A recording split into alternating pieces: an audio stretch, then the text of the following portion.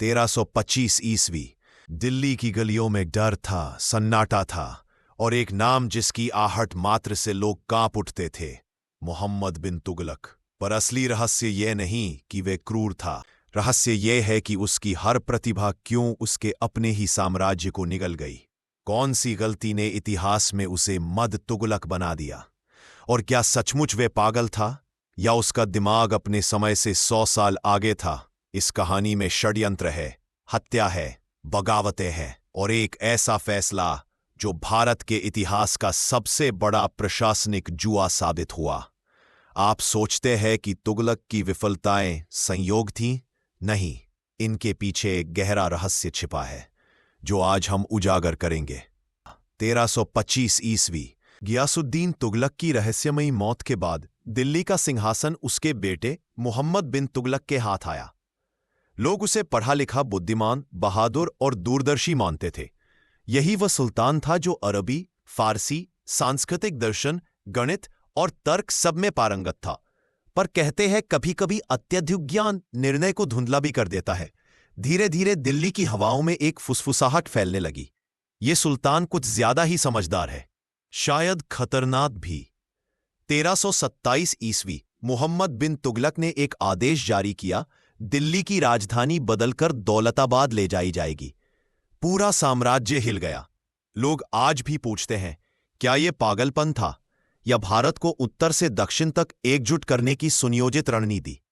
सैकड़ों मील दूर दौलताबाद तक लोगों की लंबी यात्राएं, प्यास, भुखमरी, मौतें, बगावतें, सब शुरू हो गया।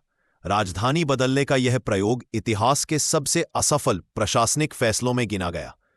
पर क्या यह उसकी सबसे बड़ी गलती थी?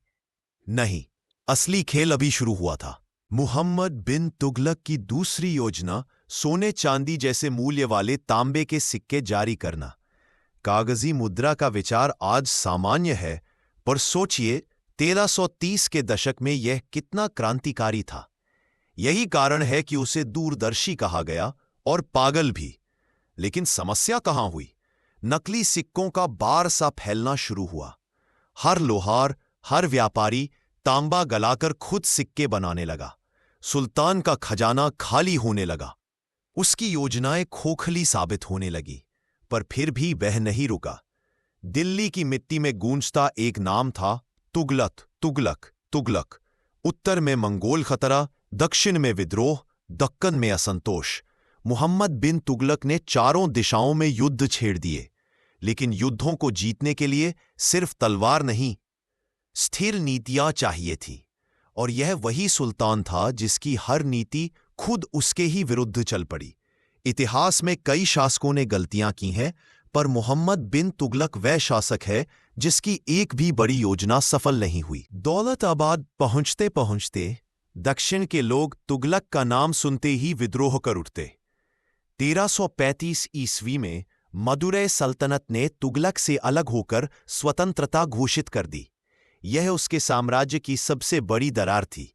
फिर दक्कन में हसन गंगू नामक अमीर ने बगावत की, और आगे चलकर वही बहमनी सल्तनत का संस्थापक बना। भारत की राजनीतिक संरचना हमेशा के लिए बदल गई। इतिहासकारों की दो राय है। तुगलक पागल था, वह अपने समय से बहुत आगे था। पर तीसरी राय कम लोग जानते हैं।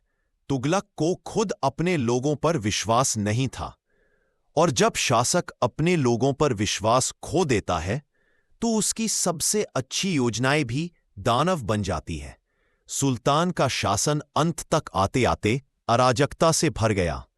20 मार्च 1351 मोहम्मद बिन तुगलक की मृत्यु गुजरात के थट्टा क्षेत्र में हुई। कुछ कहते हैं बीमारी से, कुछ कहते हैं विद्रोह में घायल होकर, और कुछ कहते हैं उसकी महत्वाकांक्षाओं ने उसे खुद ही खत्म कर दिया।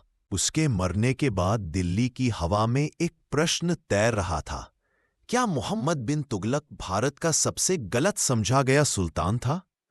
उसकी नीतियां असफल रहीं, पर उसके विचार, वे बाद के सैकड़ों वर्षों की नीतियों में दिखाई देते हैं। वह पागल नहीं था, वह अति प्रतिभाशाली था, लेकिन अपनी प्रतिभा की आग में स्वयं जल गया। मोहम्मद बिन तुगलक, एक ऐसा सुल्तान जिसने इतिहास को कई सवाल दिए, पर जवाब आज भी अधूरे हैं। कभी कभी महानता और पागलपन के बीच की रेखा इतनी पतली होती है कि इतिहास भी उसे साफ साफ नहीं देख पाता।